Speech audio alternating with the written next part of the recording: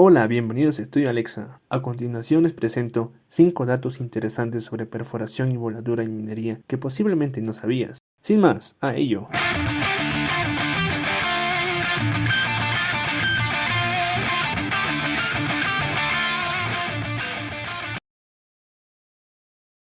Es casi seguro que conoces la escala de dureza de Mohs, que va del 1 al 10, teniendo al diamante en primer lugar y al talco en último respecto a su resistencia a ser vallado. Pero también hay otra escala conocida como Protodiakonov que clasifica las rocas por su resistencia a la penetración de un pistón. Las principales diferencias son: la escala de Mohs es relativa, mientras que la de Protodiakonov es absoluta.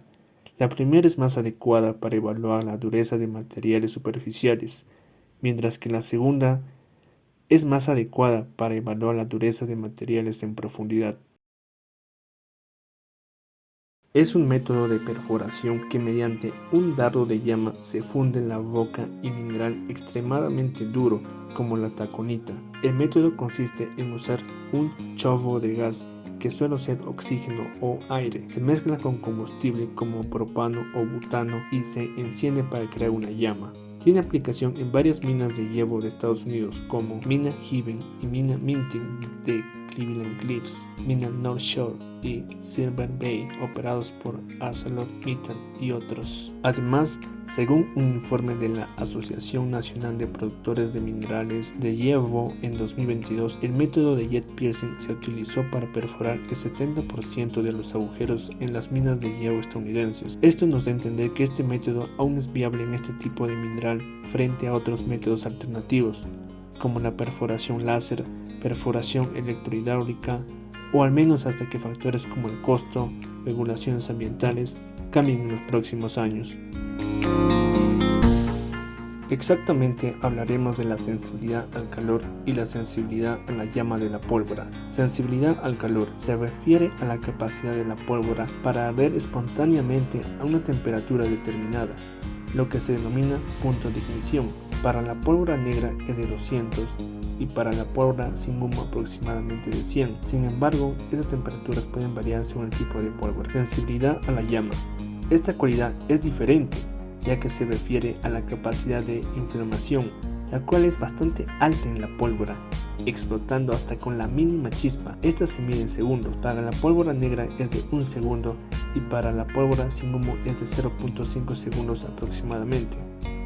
Por cierto, la principal diferencia entre este tipo de explosivos es su composición. La primera está compuesta de nitrato de potasio, carbón y azufre, mientras que la pólvora sin humo está compuesta de nitrocelulosa, nitroglicerina y otros aditivos. Según el estudio Energy Distribution in Rock Blasting realizado por William Hagen en 1977, pone en manifiesto que solamente el 15% de la energía total generada en la voladura es aprovechada como trabajo útil en los mecanismos de fragmentación y desplazamiento, y el resto de la energía transmitida se reparte así, teniendo como mayores exponentes a las vibraciones con 40% y air blast de 35 a 39%. También hay otros estudios similares a los de Hagen que han estimado un porcentaje similar. Estos son: en el 98, el Instituto de Investigación de la Minería de Suecia publicó Investigation of the Energy Efficiency of Rock Blasting. En 2012, la Sociedad Internacional de Explosivos presentó su estudio The Efficiency of Rock Blasting. Y en 2017, la Universidad de Queensland, Australia, divulgó el trabajo Effect on Loaded Powder on Fragmentation in Large Scale Rock Blasting. En conclusión, todos los estudios realizados hasta la fecha estiman que la energía aprovechada como trabajo útil en voladura es de solamente de 15 hasta un 40% aproximadamente. Es muy importante conocer la velocidad real de quemado o combustión de la mecha de seguridad para así controlar el tiempo de encendido de los taladros y salir a tiempo de un frontón. Por lo general se asume que es de 1 minuto por pie. Sin embargo, el DS-023-2017 EM de Perú indica que esta va de 150